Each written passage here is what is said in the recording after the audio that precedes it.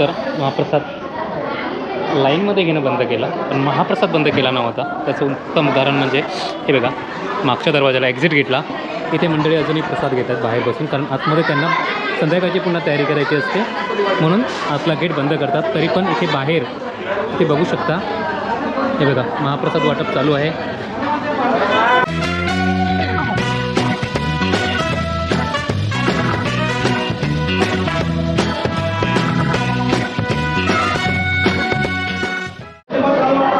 इथे महाप्रसादाचे जे नियम आहेत किंवा पद्धत आहे ती खरंच वाखाणण्याजोगी आहे. व्यवस्थित रांगेत आपल्याला हवा तेवढा महाप्रसाद घेऊन आपण आपल्या आसनी जाऊन खायचं असतं, ग्रहण करायचं असतं.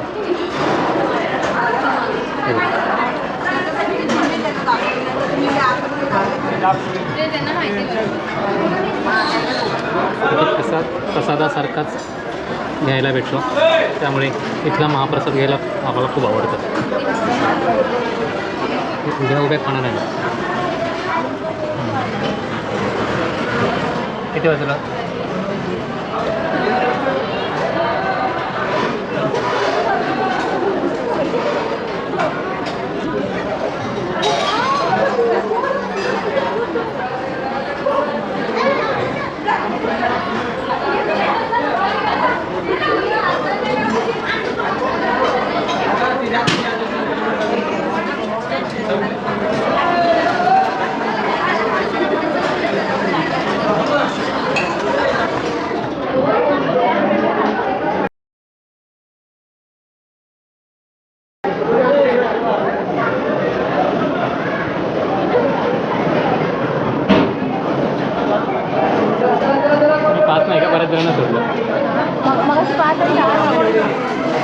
आले असतील ते मागे नाही करत ना.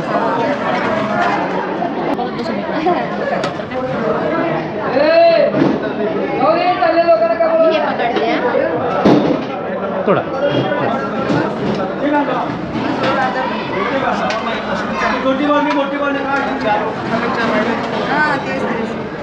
गेट बंद केलं नाही का?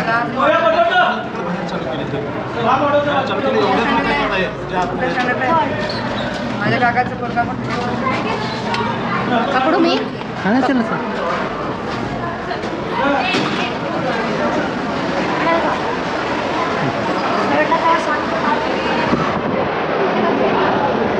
बस ओके.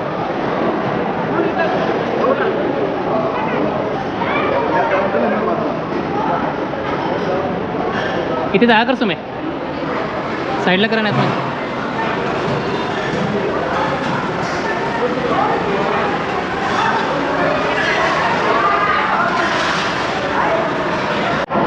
पाणी येते, पाणी वाढायला.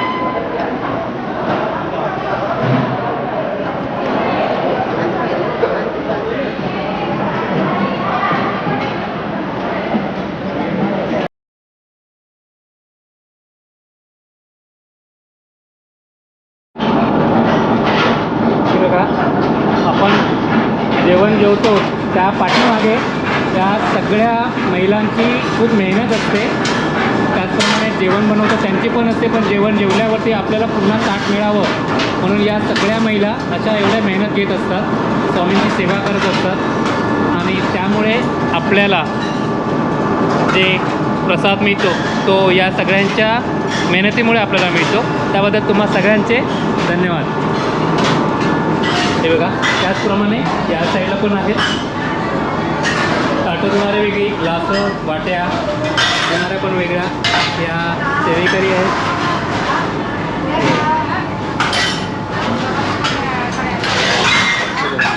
सेवेकरी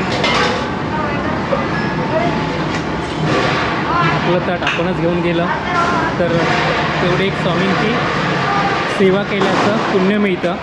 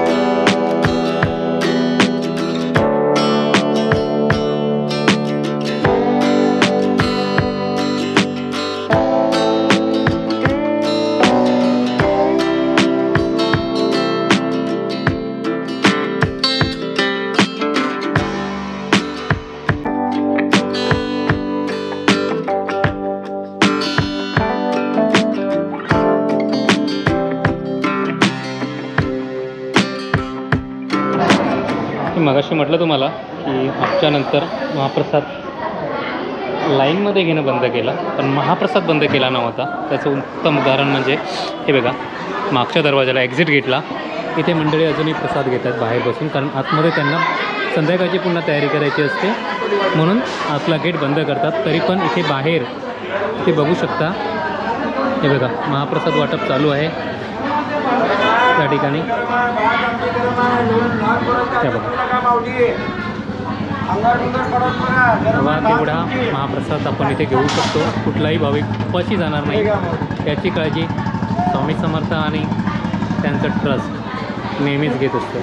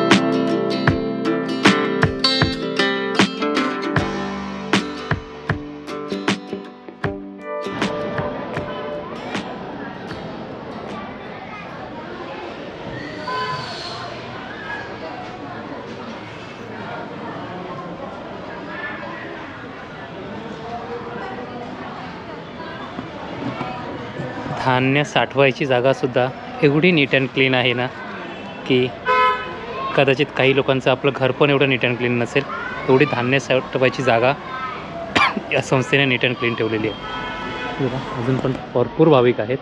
येणारा प्रत्येक भाविकाला ओढभर प्रसाद देणं हे एकमेव उद्दिष्ट यांचं आहे.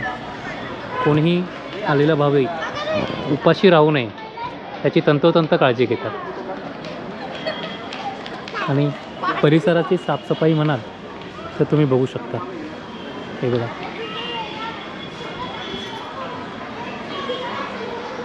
हे आपल्या लता दिदींनी रथ आशीर्वाद म्हणजे या संस्थेसाठी या गाड्या दिलेल्या आहेत.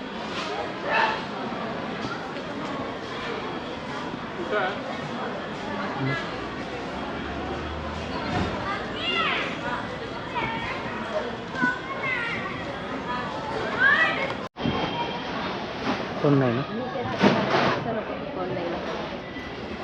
बघा सुविधा असाव्यात ना कुठल्याही तीर्थक्षेत्रामध्ये, तर ह्या अशा असाव्यात की स्तनदा मातांसाठी खोली बनवलेली आहे. कोण नाही ना, ही बघा इथे बसून आपल्या छोट्या मुलांना पाना देऊ शकतात. हे बघा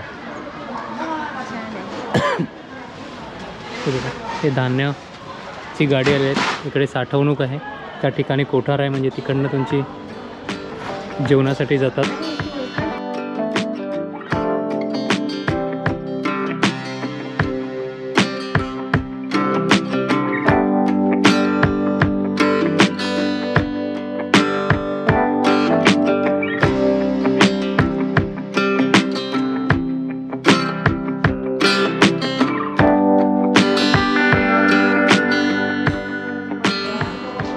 परिसर.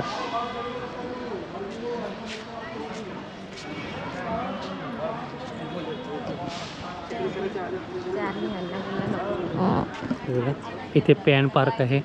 प्रत्येक ठिकाणी इथे तुम्हाला जेंट्स आणि लेडीजसाठी वेगवेगळे शौचालय उपलब्ध आहेत. त्यामुळे कुठेही घाण नाही. तुम्हाला इथला परिसरसुद्धा स्वच्छ दिसेल. कुठेही तुम्हाला घाण दिसणार नाही. म्हणून मला आवडीचं तीर्थक्षेत्र म्हणाल किंवा आवडीचं ठिकाण म्हणाल तर अक्कलकोट आवडतं या सगळ्यासाठी. कुठल्याही प्रकारचा मोठा असा बाजार नाही आहे. हेच घ्या, तेच घ्या, हेच द्या, तेच द्या. त्यामुळे आम्हाला अक्कलकोट आवडतं. काही गरीब लोक आहेत ते मागे लागतात, ठीक आहे, सगळीकडे तेवढं नाही. पण तिथे जेवढं इतर ठिकाणी जेवढा त्रास आहे त्याच्या 5% पण इथे नाही आहे. आणि इथली मॅनेजमेंट खरंच सलाम त्या मॅनेजमेंटला. चला आता आम्ही निघतो आहे परतीच्या प्रवासाला. थोडा प्रवास करू, नंतर भेटू पुढच्या व्लॉगमध्ये. धन्यवाद.